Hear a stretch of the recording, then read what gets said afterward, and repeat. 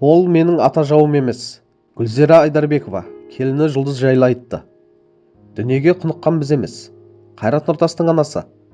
Мал-мүліктің соңына түсіп, балаларының бақытын ұмытты деп ойлайтындарға жауап берді. Гүлзира Айдарбекова Қайрат дүниеге келмей тұрып та, жағдайының жақсы болғанын, қос-қос көлік мінгенін мәлімдеді. Ал ұлының еңбегімен жеткен дүниені көрге алып кетпейтінін ескертті. Сондай-ақ келіні Жұлдызға қатысты ойын айтты. Бұл туралы Стан.кз ақпарат агенттігі хабарлайды. Мен дүниені көрме алып кетпеймін. Қайрат нені қалайды? Бәрі соныкі. Қалғаны екі бауырныкі. Еңбек Қайраттікі. Қайратқа дейін де квартирада отырған кезіміз болған емес. Студент кезден ақ үйлі болып, қос-қос көлігіміз болған. Бізге сол да жетеді. Нұрекең екеуміз аз табыс тапқан жоқпыз. Не ішемін, не киемін дегізген де жоқпыз. Дүниеге құнығатын біз емеспіз. Бүкіл ата-ана балалары үшін еңбек етеді. Қара басы үшін емес, деді Гүлзира Айдарбекова. Айтуынша, сол сияқты Қайрат та өзінің ұрпағы үшін барын салып еңбектенуде. Ол өмірінің соңына дейін ол қыздарының жағдайын жасап өтетінін айтты. Жұлдыз коттедж алса, квартираларына ауыстырды. Мейлі көлігі болсын, үйі болсын, бәрі де сол балаларының әкесі.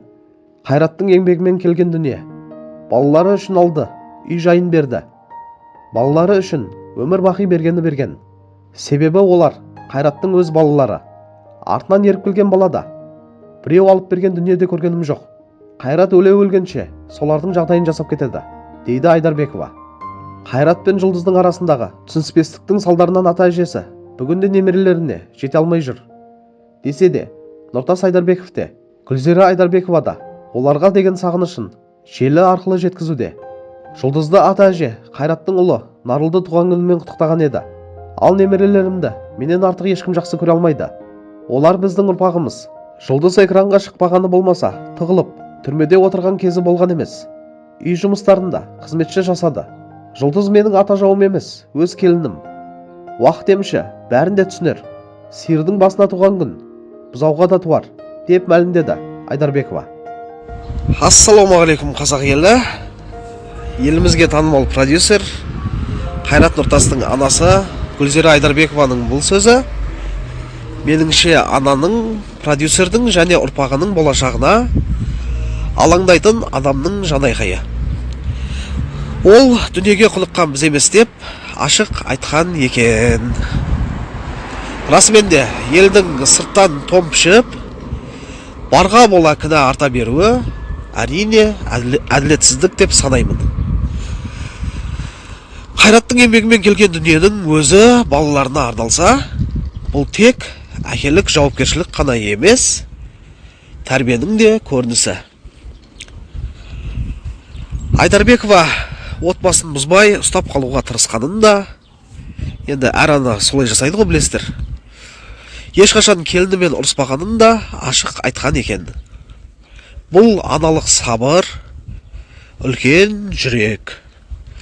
Жұлдыз менің ата жауым емес, өз келінім деуі өкпеге берілмей, ақылмен қараудың үлгісі деп санаймын. Сіздер қалай ойлайсыздар?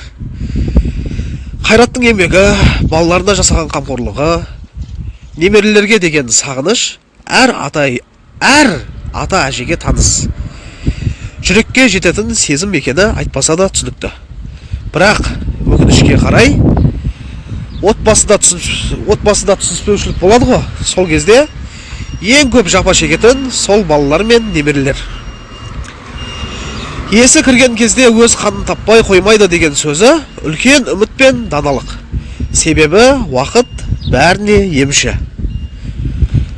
Бұл тек Нұртастар әулетінің ғана емес, кез келген отбасының басынан өтіп жатқан жағдай болуы да мүмкін. Қорыта айтқанда, құрметті көрермендер, Гүлзира ханымның бұл сөзі тек ақталу емес, аналық жүректің үндеуі деп санаймын.